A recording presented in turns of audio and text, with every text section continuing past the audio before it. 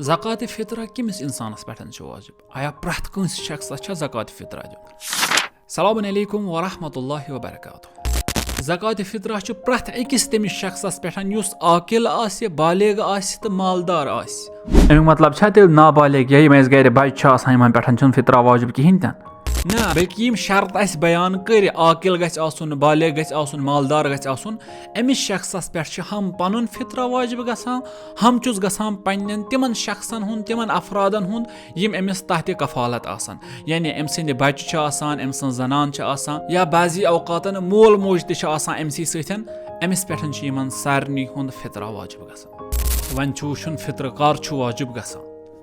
Yat khotru vannu chivan ki Ramazan ki akhri doh yuthi gurub gatsan chi gurub patan hasa chi emis pethan emu ki fitra wajib gatsan.